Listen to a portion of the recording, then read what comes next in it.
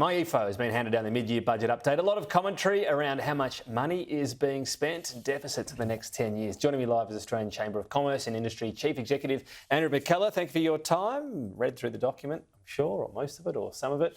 What have you made of today? Well, I think from a business point of view, the main focus that we've got is, there is now, a structural deficit back in place. Government did very well to deliver two budget surpluses. Never left, did it? Coalition or Labor, the structural deficit was there. But we're back into that challenge. I think we're really running a two-speed economy at the moment. We're seeing, the private sector really is sort of bouncing along the bottom. Very slow growth. The public sector is going through the stratosphere, and I think that's part of the problem. If we're going to get out of that, we need an agenda for growth. We need to really see the private sector taking over more of the strain, and freeing up, I think, the burden to get growth and productivity going. So, are you concerned around the spending? The government says, "Look, what are you going to do? Take away aged care spending or childcare spending?" Are there other areas you wanted to see that wound back? Is the best thing for business? The less government spends, the earlier we get rates cut and then the private money floods in. Is that your view? Look, we are concerned about the extent of government spending. So we're seeing that government spending this year will be up over 26% of GDP. Next year it's going to be 27% of GDP.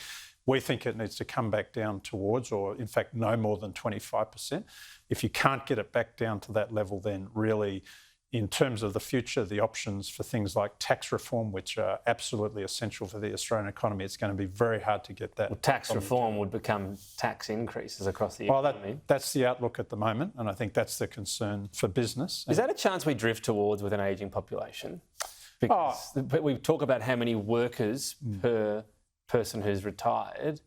If that continues that way, aren't we drifting towards that inevitably, that if we want the same services, we're going to tax more? Sure. Well, and I think that's the whole challenge, with things that we see in the intergenerational report, with an ageing population, this whole idea of, the care economy driving so much of our future activity. We're delving into it now, because we think of that as a future report, but we're sort of starting to live the future now. So is this something that we've drifted into, higher spending, and then the next one that'll have to follow is higher taxing? And that's the concern. So really this is why we have to see things like lifting the participation rate in the labour force, people having the opportunity to work more flexibly beyond retirement age, accessing the pension, and being able to work for longer.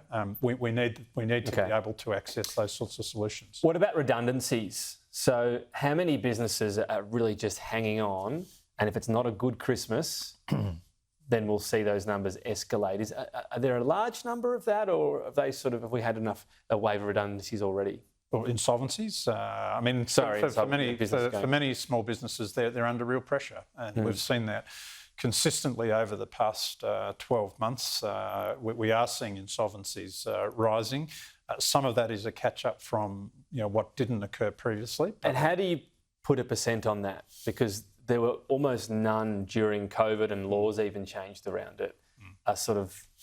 Can you put a percent on how many are catch-up and how many are actually beyond the trend, if you like? Yeah, look, I think in terms of the feedback that we get, it hasn't been a huge concern up until now. I think as it goes further, there is an issue, and even on our own data, the thing that concerned us this year is we saw responses from small business saying that around 45% of them, nearly half of all small businesses, have considered closing their door in the past 12 months. Nearly half of small businesses? Nearly half of all small businesses. That's an alarming sort of figure. So we're seeing... So it's starting to bite now in particular? Yeah. That's right, and I think a lot of them have loans against the homes and so on. So rates for them are a huge thing. So interest rates are a big thing. Yeah. The burden of red tape, that is growing. It's getting harder for small businesses to employ people. If you want a casual employee, if you want to deal with an independent contractor, what types of businesses finally are the ones most likely to say they might shut up shop? Oh, look, I think it's really small business across the board. But if you're looking at, small restaurants, hospitality places, those sorts of things, for them, it's so hard to get the labour that they need. Now they're increasingly in competition with areas like the care sector. And maybe it's something people cut out of their budget.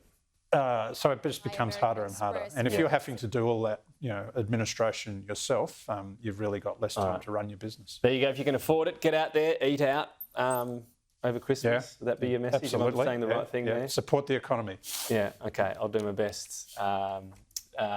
Where we go out there and enjoy Christmas. Andrew McKellar, thank you.